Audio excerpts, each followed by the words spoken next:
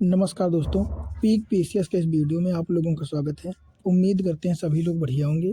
तो आज के वीडियो में हम लोग जो है यूपी पीसीएस मेंस श्रृंखला में जीएस पेपर 2 का एक टॉपिक आता है गवर्नेंस, उसकी बात कर रहे थे, जिसमें ये अगला टॉपिक है। इसमें हम लोग बात करेंगे लोकतंत्र में सिविल सेवाओं की भूमिका, है ना। लोकतंत्र में सिविल सेवाओं की भूमिका क्या होती है, तो इनका मुख्य कार्य क्या होता है कि राज्य द्वारा निर्मित विधियों का वास्तविक क्रियान्वयन करते हैं, है ना। कि राज्य के द्वारा जो विधियाँ, कानून, नियम, विनियम ये सारी चीज़ें बनाई जाती हैं, तो इनका वास्तविक क्रियान्वयन जो है ये सिविल सेवकों के द्वारा सिविल सेवाओं के माध्यम से कराया जाता है, किया जाता है ना। इसको कार्यपालिका, एक प्रकार से कार्यपालिका भी कहा जा सकता है। अगर बात करें लोकतंत्र का आधार कहा जाता है इनको, है ना। सिविल सेवाओं को लोकतंत्र का आधार कहा जाता है। स्टील फ्रेम ऑफ इंडिया ये किसने कहा है, तो श्री वल्लभ भाई पटेल ने कहा है ना, सरदार वल्लभ भाई पटेल ने। बात करें भूमिका क्या होती है इनकी, तो एक तो पहला कार्य क्या होता है इनका कि राजनीतिक कार्यपालिका द्वारा बनाई गई नीतियों का सही क्रियान्वयन करते हैं, है ना। बनाई गई नीतियों या कानूनों, नियमों, इनका सही क्रियान्वयन या वास्तविक रूप में जो है प्रशासनिक अधिकारियों द्वारा ही किया जाता है ना। जैसे आईएएस हो गए, आईपीएस हो गए, आईआरएस हो गए, इनके द्वारा। फिर बात करते हैं राजनीतिक कार्यपालिका को नीति निर्माण में परामर्श एवं तकनीकी सहायता भी देते हैं, है ना। कभी कभी जो है ये पॉजिटिव वे में कार्य किया जाता है, तो तकनीकी सहायता भी देते हैं और परामर्श भी देते हैं, साथ में सजेशन भी देते हैं, है ना। अगला हो जाएगा सामाजिक समानता व आर्थिक विकास में महत्वपूर्ण भूमिका निभाते हैं। सतत व समावेशी विकास के लिए कार्य करते हैं। विधि का शासन बनाए रखते हैं, है ना। लोकतंत्र का जो है डेमोक्रेसी का संरक्षण, है ना, करते हैं ये लोग। अगला बात करें तो चुनावी प्रक्रिया में शांति व्यवस्था बनाए रखने में सिविल सेवकों की या सिविल सेवाओं की महत्वपूर्ण भूमिका रहती है ना। फिर बात करें सुशासन हो जाएगा, ई गवर्नेंस, है ना, इसमें महत्वपूर्ण भूमिका रहती है इनकी। आपदा प्रबंधन की सारी क्रियाएं मैनेज करते हैं, है ना। न्यायिक भूमिका निभाते हैं, साथ में सरकार व जनता के मध्य समन्वय को बनाए रखते हैं, है ना। अगला क्या कार्य हो जाएगा इनका, वित्तीय भूमिका। तो इन सभी प्रकार के कार्यों में जो है महत्वपूर्ण भूमिका कौन निभाता है, ये निभाते हैं सिविल सेवक, है ना। अगला हम लोग बात करेंगे अगर सिविल सेवा या सिविल सेवकों के समक्ष कौन कौन सी चुनौतियां सामने आती हैं, कौन कौन सी चुनौतियों का सामना इनको जो है करना पड़ता है। बात करें सिविल सेवकों व जनता के मध्य दूरी रहती है ना। क्योंकि सिविल सेवक जो होते हैं इनका डायरेक्ट ग्राउंड लेवल पर जो है भारतीय लोग जनता से जो है समन्वय नहीं हो पाया, बातचीत नहीं हो पाती है ना। तो इससे क्या होता है कि इन दोनों लोगों के बीच में जो अधिकारी होते हैं, है ना, सिविल सेवक और जनता, इनके बीच में जो अन्य अधिकारी होते हैं मिडिल लेवल के, उनके मध्य क्या होता है, तो वो लाल फीताशाही करते हैं, भ्रष्टाचार करते हैं, राजनीतिक झुकाव होता है उनका, है ना। वो किसी पार्टी से संबंधित होते हैं और फिर क्या करते हो, पैसे लेके या घूस खा के थोड़ा बहुत काम इधर उधर करते रहते हैं। तो इससे क्या है, जो योजनाएं पर्टिकुलर जनता के लिए बनाई जाती हैं वो उन तक ना पहुंचकर किसी अन्य को उसका लाभ मिल जाता है ना। तो ये एक समस्या बनी रहती है। अगला क्या होता है, स्वहितों को वरीयता देना, है ना।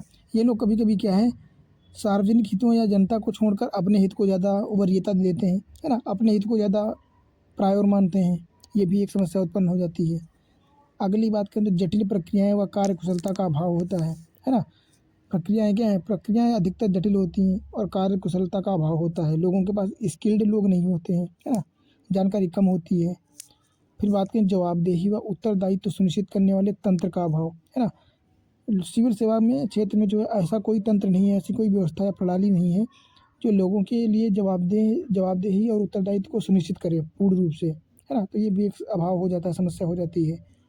फिर बात करें राजनीतिक व अपराधियों के साथ गठजोड़ होता है लोगों का, सिविल सेवकों का, हालांकि सभी का नहीं पर कुछ का तो होता ही है या हो जाता है टाइम टू टाइम, है ना।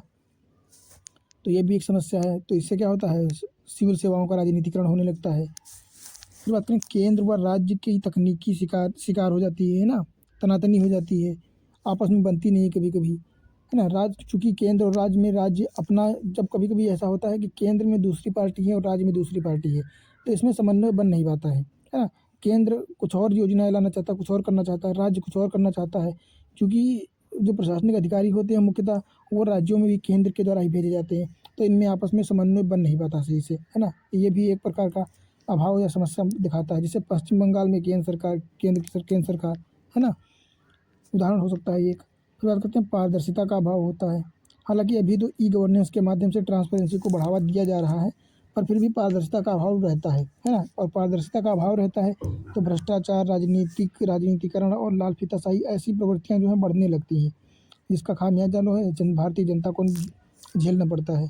तो ये भी एक जो है गलत है। तो इस प्रकार हम लोगों ने जो है लाभ, सिविल सेवा के लाभ देख लिए, और ये सिविल सेवा को किस समझ चुनौतियाँ क्या हैं, बाधाएं क्या हैं, ये देख लिया। अब हम लोग देख लेते हैं सिविल सेवा में जो है किस प्रकार के सुधार करने की कोशिश कौन सी करी गई है। तो देख लेते हैं। एक तो गिरिजा शंकर समिति बनाई गई थी, ठीक है, संथानम समिति, कोठारी समिति, और फर्स्ट और सेकंड ARC है ना, प्रशासनिक सुधार कमेटी समिति बनाई गई है। बात करें सेकंड ARC, शासन में नैतिकता, इसका मूल उद्देश्य लक्ष्य क्या था, शासन में नैतिकता को बढ़ावा देना, फोर्थ रिपोर्ट में कहा गया है ऐसा।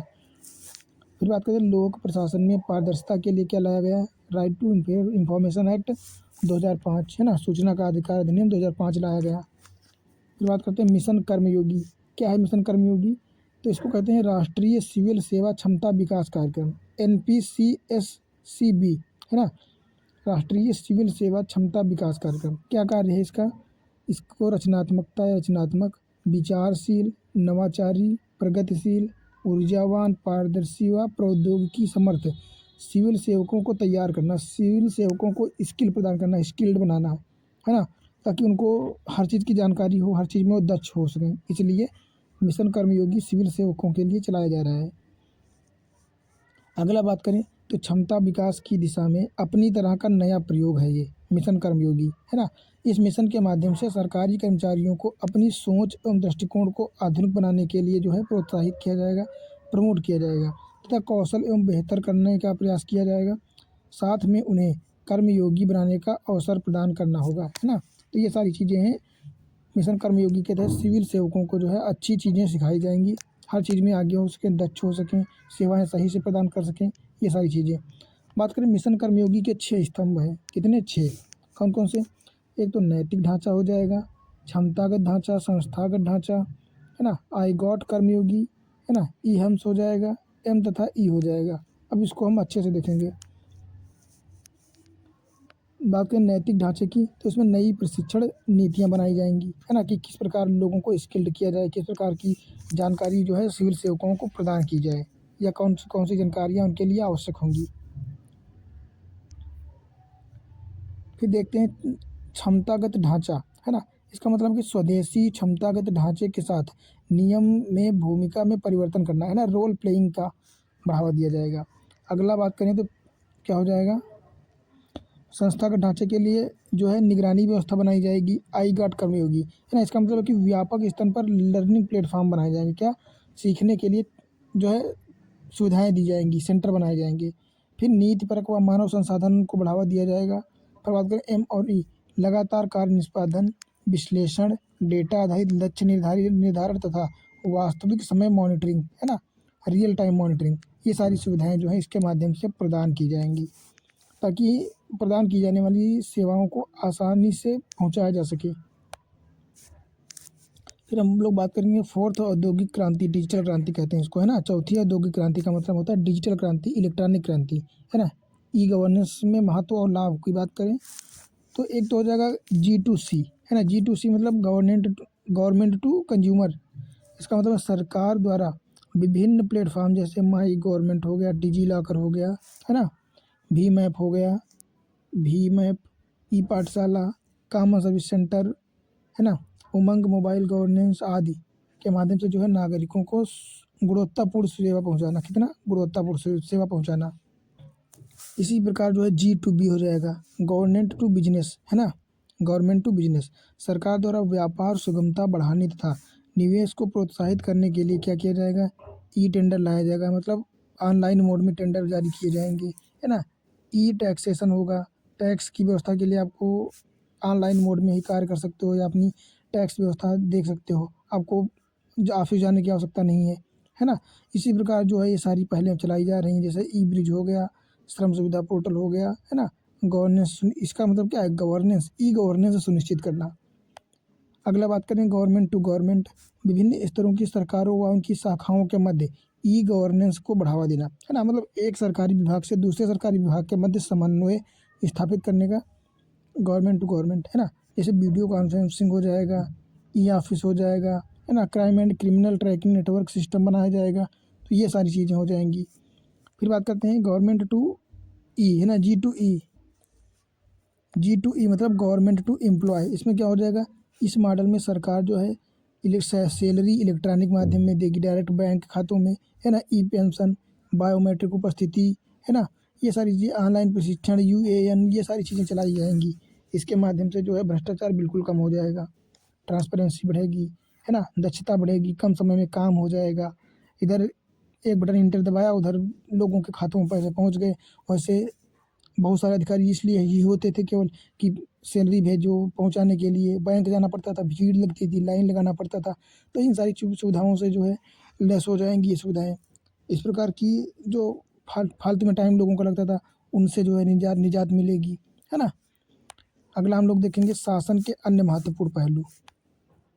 एक तो हो जाएगा जन भागीदारी टर्मिनोलॉजी, है ना। जन भागीदारी से मतलब होता है कि किसी भी क्षेत्र में लोगों की भागीदारी होना, लोगों का समावेशन होना, है ना। तो इसका मतलब है कि प्रशासनिक प्रक्रिया में लोगों की भागीदारी होना।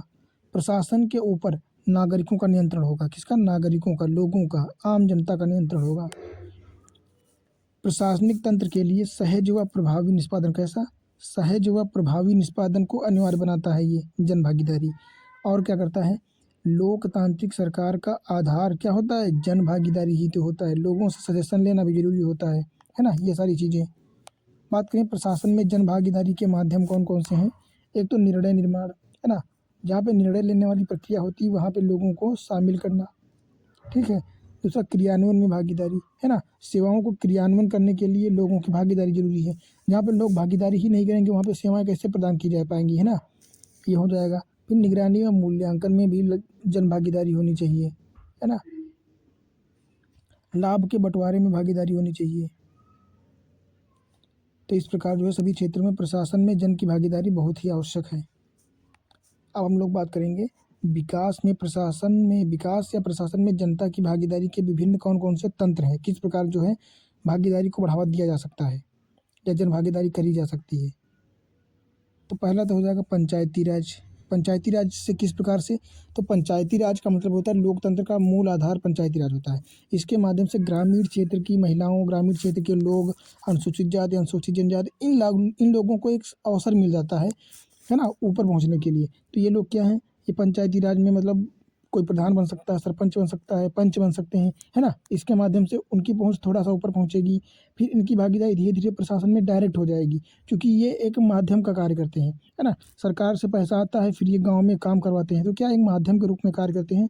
इनकी चूँकि गांव में किस प्रकार के कार्य होने हैं, तालाब बनना है, कितना बड़ा तालाब बनना है, कहाँ पे बनना है, किसको कॉलोनी दी जाएगी, किसको लैट्रिन बाथरूम की व्यवस्था कराई जाएगी, है ना, कौन से लोग जो हैं बिलो पॉवर्टी लेवल या गरीबी रेखा के नीचे आते हैं, जिनको सुविधाएं प्रदान करनी है, योजनाएं देनी है। तो ये सारी चीज़ें जानकारी कौन किसके पास होती हैं? ये सारी चीज़ें पंचायती राज में जो अधिकारी होते हैं, जैसे ग्राम प्रधान हो गया, पंचायत हो गया, सरपंच हो गए, है ना, इनके पास होती हैं। तो ये क्या है, प्रशासन में भागीदारी ही तो करते हैं, है ना। जो नियम और नीतियाँ लाई गई हैं, जो योजनाएं लाई जा रही हैं, उनको नीचे लोगों तक यही तो पहुँचाते हैं। तो एक प्रकार से ये हो जाएगी। दूसरी महिला मंडल, है ना, महिलाओं के संगठन होते हैं, मंडल होते हैं, उसके माध्यम से ये भी कार्य किया जाता है। फिर बात करें कृषि सेवा समितियाँ, इसको कहते हैं पब्लिक एग्रीकल्चरल कमेटीज़, है ना। तो कृषि की जो सेवा समितियाँ होती हैं, ये क्या करती हैं, कृषि क्षेत्र से संबंधित सभी प्रकार की जानकारियाँ प्रदान करती हैं, उनके मध्य मध्यस्थता और समन्वयन का कार्य करती हैं। फिर बात करें युवक केंद्र, है ना। तो युवक केंद्र का भी यही कार्य होता है, पार्टिसिपेशन। नागरिक समाज हो जाएगा, एनजीओ हो जाएंगे। एनजीओ मतलब नॉन गवर्नमेंटल ऑर्गेनाइजेशन, है ना, गैर सरकारी संगठन होते हैं, और ये जो है प्राइवेटली लेकिन लोगों के लिए काम करते हैं, जनता के लिए काम करते हैं। जैसे शिक्षा के लिए एक प्रथम एनजीओ हो जाएगा, है ना। इसी प्रकार बहुत सारे एनजीओ हैं जो जनता के लिए कार्य करते हैं। तो ये सब प्रशासन में भागीदारी ही तो बढ़ावा देते हैं, ये बहुत ही इम्पोर्टेंट रोल निभाते हैं। अगला हम लोग बात करेंगे जन भागीदारी के लाभ क्या हैं, है ना। लोगों की अगर भागीदारी हो जाएगी सेवाओं में तो इसके लाभ क्या होंगे। इससे क्या होगा, सतत व समावेशी विकास होगा, क्योंकि लोग जब भागीदारी करेंगे तो वो ऐसे उपाय देंगे जो लॉन्ग टर्म के लिए होंगे, है ना, और उनके लाभ के लिए होंगे, उनके लिए बेहतर होंगे। जैसे शिक्षा हो गया, स्वास्थ्य हो गया। तो इससे क्या होगा, इससे सतत व समावेशी विकास को बढ़ावा मिलेगा। फिर सत्ता के दुरुपयोग की संभावना कम हो जाएगी, क्योंकि उसमें लोग खुद ही जब जुड़े हुए हैं तो वो अपना नुकसान खुद तो कराएंगे नहीं, है ना। फिर वंचित वर्ग का कल्याण होगा, जिसके लिए योजनाएं चलाई जा रही हैं लक्षित वर्ग के लिए, वहाँ तक सेवाएं आसानी से पहुँचाई जा सकेंगी, समय पर और दक्षता के साथ पहुँचाई जा सकेंगी। एक ये भी लाभ हो जाएगा। फिर बात करें, समाज में जो है सजग प्रहरी की भावना मजबूत होगी, समन्वय बढ़ेगा, भाईचारा बढ़ेगा, ये सारी क्रियाएं होंगी, है ना। एक बेहतर समाज बन सकेगा। फिर बात करें न्यूनतम सरकार अधिकतम शासन, एक ऐसी व्यवस्था उत्पन्न हो जाएगी जहाँ पे सरकार न्यूनतम सरकार का मतलब नियमों कानूनों की कमी और बेहतर शासन, लोगों के मध्य सामाजिकता की भावना, नैतिकता की भावना, है ना, ये हो जाएगा। फिर सुशासन में वृद्धि, सुशासन मतलब गुड गवर्नेंस, गुड गवर्नेंस का मतलब ये होता है कि जो अधिकारी होंगे ईमानदार होंगे, इंटीग्रेटेड होंगे, इंटीग्रिटी होगी उनमें, है ना, दक्षता होगी, दक्ष होंगे, भ्रष्टाचार जैसी कोई समस्या नहीं होगी। तो ये होता है सुशासन, भ्रष्टाचार में कमी हो जाएगी इससे। और क्या होगा, सबसे बेहतर होगा संसाधनों का सदुपयोग, है ना, जहाँ पे फालतू के संसाधन वैसे यूज हो जा रहे थे वो नहीं होंगे, संसाधनों का सदुपयोग होगा, बेहतर होगा। और दक्ष प्रशासन होगा, है ना, कि अपने टाइम पे काम करेगा, बेहतर कार्य करेगा। और जनता नेतृत्व क्षमता बढ़ेगी, लोगों में जो है जन नेतृत्व की क्षमता बढ़ेगी। तो ये सारे क्या हैं, ये सारे जन भागीदारी के लाभ हो जाएंगे। अगला हम लोग बात करेंगे जन भागीदारी में समस्याएं कौन कौन सी हैं। एक तो अभिजात वर्गीय व क्या हो जाएगा, पंचतंत्र नौकरशाही हो जाएगी, है ना, यंत्रवत, या मतलब पहले से ही जो चली आ रही है। तो अभिजातीय वर्ग का मतलब होता है उच्च वर्ग, जिसके पास ज़्यादा पैसा है, जिसके पास पावर है, इनका जो है वरीयता ज़्यादा मिल जाती है, इनका बढ़ावा पहुंच चुका है, वो अभी कम नहीं हो पा रहा है ना। तो ये एक समस्या बन जाती है कि गरीब लोग गरीब ही रहते हैं, उनकी जन भागीदारी उस प्रकार से नहीं हो पाती है जितना कि इनकी हो जाती है। फिर बात करें नकारात्मक राजनीतिक हस्तक्षेप होता है ना, अपने हितों को साधने के लिए किसी भी प्रकार की एक्टिविटी कर दी जाती है। भागीदारी परक संस्कृति का अभाव है ना, ऐसी संस्कृति का अभाव है भारत में। फिर बात करें त्रुटिपूर्ण जो है प्रशासनिक प्रक्रियाएं हैं, प्रशासन में भ्रष्टाचार बढ़ता जा रहा है ना।